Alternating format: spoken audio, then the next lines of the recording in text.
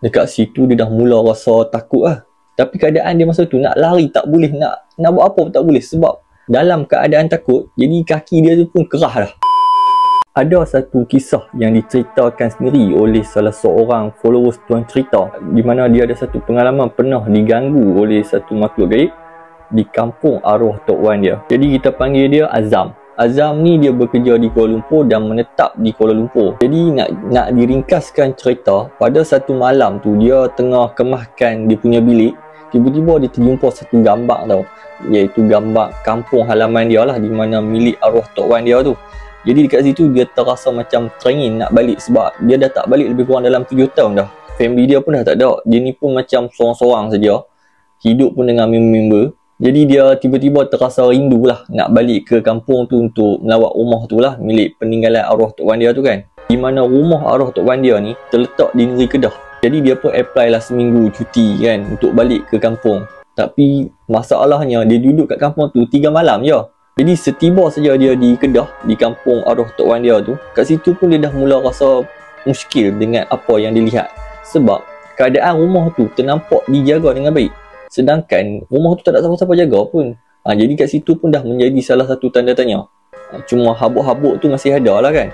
Tapi keadaan tu bersih, taklah sesemok macam ditinggal bertahun-tahun. Jadi dia pun dengan tak fikir panjang masa tu masuk je lah kan. Dah rumah pun rumah arwah Tok Wan dia kan. Mungkin lah dia anggap yang orang kampung kat kawasan situ yang bersihkan supaya tak nampak semok. Jadi lepas dia masuk dalam rumah tu pun dia kata yang rumah tu memang nampak bersih, tak nampak yang rumah tu ditinggal bertahun-tahun.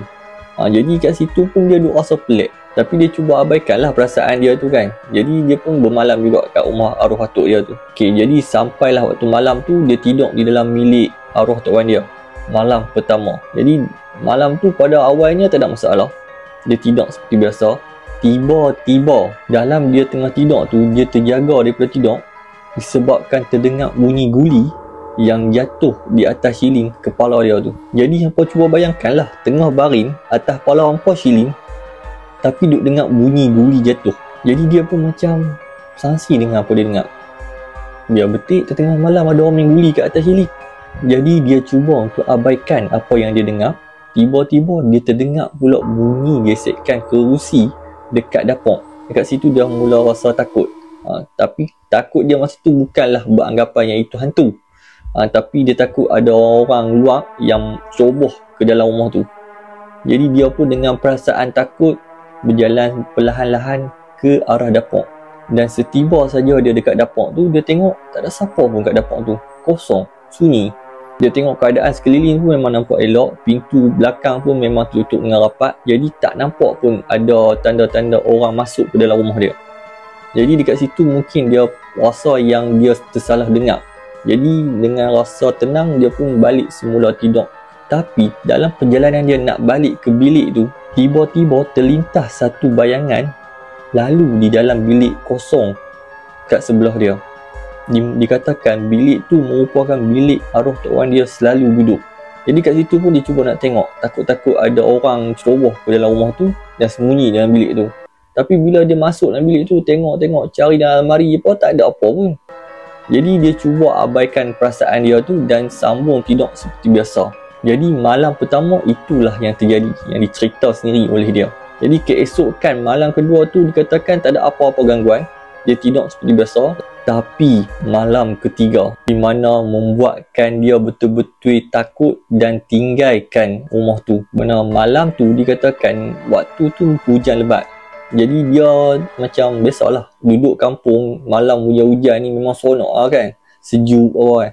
Jadi lebih kurang dalam pukul 2:30 pagi dia tengah main telefon tau masa tu. Jadi sambil dia baring, sambil main telefon, tiba-tiba dia terdengar bunyi ketukan dekat pintu. Jadi kat situ dia mula macam, siapa yang ketuk pukul 3 pagi? Mula-mula dia cuba nak abaikan ketukan tu, tapi makin lama ketukan tu makin kuat. Jadi dia pun dengan beranikan diri, dia cubalah berjalan untuk pergi buka pintu tu. Jadi bila dia buka pintu tu, depan pintu tak ada apa, tapi jauh daripada depan dia tu ternampak seorang orang tua tau, yang tengah berdiri di tengah hujan. Dia pun dengan keadaan yang macam, siapa dia kan, tengah malam gelap mana nak nampak. Jadi dia pun macam diusah-usah, tengok macam kenal, tengok macam tak kenal. Bila dia nampak, dia tengok, jengok. rupa-rupanya muka arwah Tok Wan dia. Dekat situ dia dah mula rasa takut lah. Tapi keadaan dia masa tu nak lari tak boleh, nak buat apa pun tak boleh. Sebab dalam keadaan takut, jadi kaki dia tu pun kerah dah. Tiba-tiba yang dikatakan arwah Tok Wan dia tu cakap dekat dia dengan keadaan yang hujan lebat masa tu kan, yang mana arwah Tok Wan dia ni berkata, hang balik sini pasal apa? Dia dengar-dengar macam tu, daripada kaki tak kuat pun cubalah untuk lari kan. Lari masuk dalam bilik, selimut dalam tu tak buka dah selimut. Sampailah ke pagi, dia packing baju, keluar balik terus ke KL. Jadi sampai hari ni dia dah tak berani dah nak tidur di rumah arwah Tok Wan dia. Jadi daripada situ dia ceritalah kemungkinan yang itu adalah milik arwah Tok Wan dia, ataupun mungkinlah makhluk-makhluk lain yang cuba nak mengganggu dan mengusik dia.